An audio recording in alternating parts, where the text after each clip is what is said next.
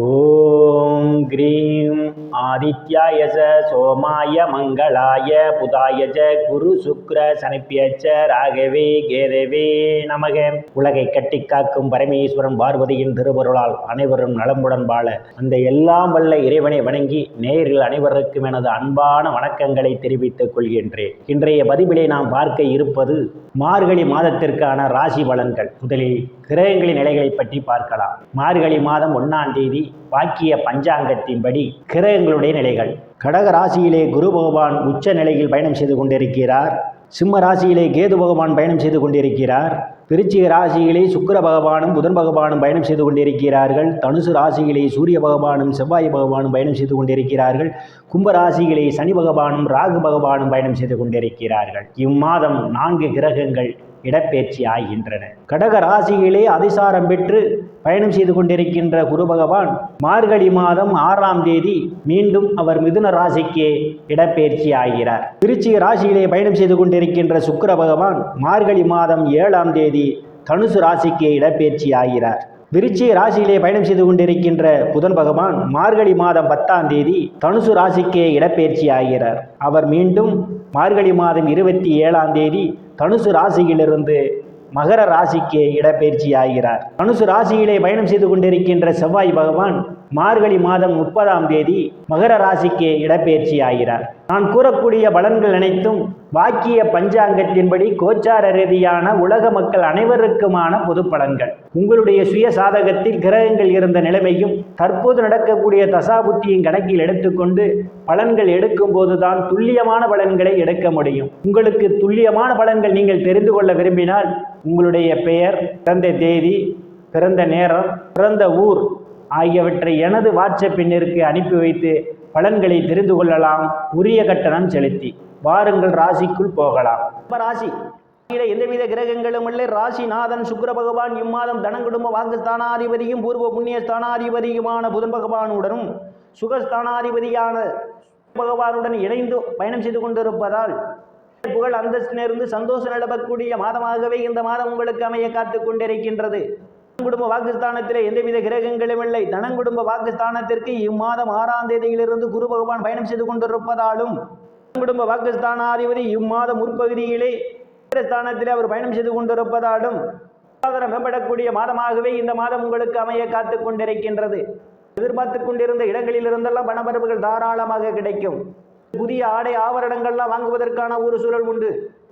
எதையும் பேசி எளிதில் சாதித்து விடுவீர்கள். உங்களை சுற்றி உள்ளவர்கள்லாம் உங்கள் பேச்சுக்கு மதிப்பு மரியாதையும் கொடுப்பார்கள்.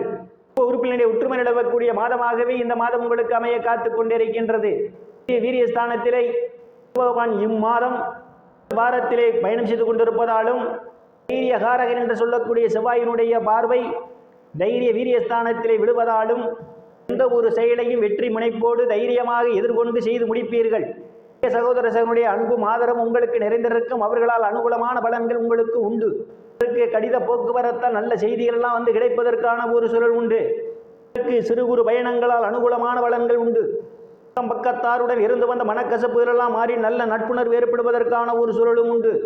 ஸ்தானத்திலே கேது பகவான் பயணம் செய்து கொண்டிருப்பதும் சுகஸ்தானத்தை சனி பகவானும் ராகு பகவானும் பார்வையிடுவதாலும் தாயாருடன் அனுசரித்து போவது நல்லது. இல்லையில் உங்களுக்கு தாய்க்கும் இடையே கருத்து முறையில் ஏற்படுவதற்கான ஒரு சூழல் உண்டு.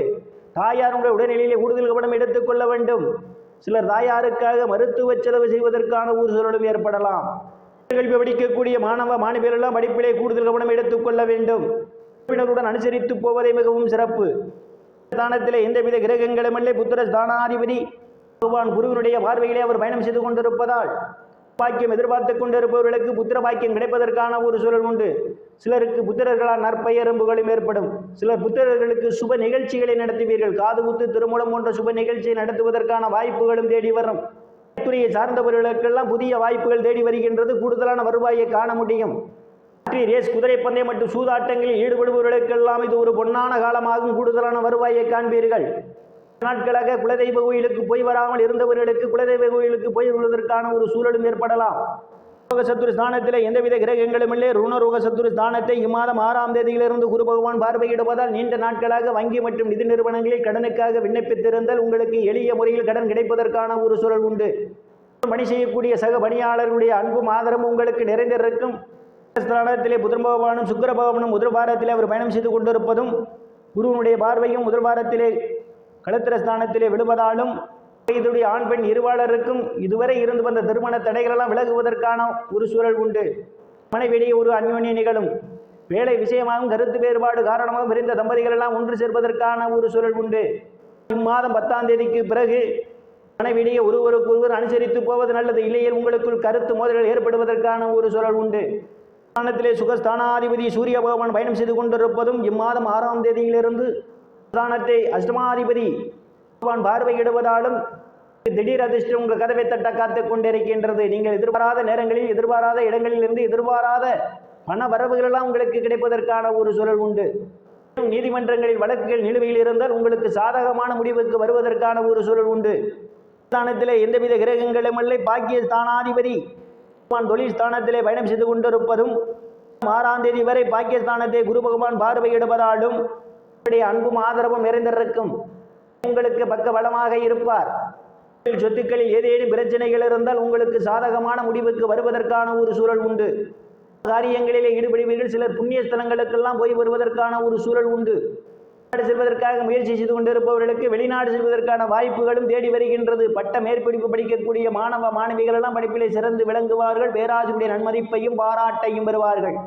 ஸ்தானத்திலே தொழில் காரகன் என்று சொல்லக்கூடிய சனி பகவான் ஆட்சி பலத்தோடு பயணம் செய்து கொண்டிருப்பதும் அவருடன் இணைந்து ராகு பகவானும் பயணம் செய்து கொண்டிருப்பதாலும் நீங்கள் செய்யும் தொழிலிலே அபரிமிதமான முன்னேற்றத்தை காண முடியும். நடத்துபவர்களுக்கெல்லாம் உங்கள் தொழிலாளிகள் பக்க பலமாக இருந்து தொழிலிலே வெற்றி முனைப்போடு செயல்படுவார்கள். வியாபாரிகளுக்கு அரசியல் நல்ல முன்னேற்றமும் உயர் பொறுப்புகளும் சிலருக்கு தேடி வரும். காத்துக் கொண்டிருப்பவர்களுக்கு பதவி உயர்வு பாராட்டு கிடைக்கும். இருப்பவர்களுக்கெல்லாம் அவரவர் தகுதிக்கு ஏற்றவாறு வேலைகள் கிடைப்பதற்கான ஒரு சூழலும் உண்டு. ஸ்தானத்திலே எந்தவித கிரகங்களும் இல்லை. ஸ்தானத்தை 6ஆம் தேதி வரை லாபஸ்தானாதிபதி பார்வையிடுவதாலும் ஸ்தானாதிபதியும் விரை ஸ்தானாதிபதியுமான செவ்வாயினுடைய பார்வையும் லாபஸ்தானத்திலே விழுவதாலும் சகோதரனுடைய அன்பும் ஆதரவும் நிறைந்திருக்கும். அவர்களால் அனுகூலமான பலன்கள் உண்டு. நண்பர்கள் எல்லாம் உங்களுக்கு பக்க பலமாக இருப்பார்கள். ஸ்தானத்திலே எந்தவித கிரகங்களும் இல்லை. விரயஸ்தானாதிபதி அஷ்டமஸ்தானத்திலே பயணம் செய்து கொண்டிருப்பதும் விரயஸ்தானத்தை சனி பகவான் பார்வையிடுவதாலும் தேவையில்லாத செலவுகள் ஏற்படுவதற்கான ஒரு சூழல் உண்டு. வெளிநாடு செல்வதற்காக முயற்சி செய்து கொண்டிருப்பவர்களுக்கு வெளிநாடு செல்வதற்கான வாய்ப்புகளும் தேடி வரும். இறைவனுடைய திருப்பொருளால் அனைத்து செல்வச் செழிப்பும் பெற்று சிறப்புடன் வாழ அந்த எல்லாம் வல்ல இறைவனை வணங்கி நேயர்களை மீண்டும் அடுத்த பதிவில் சந்திக்கும் வரை விடைபெறுவது ஜோதிடர் இஸ்ராமன். நன்றி, வணக்கம்.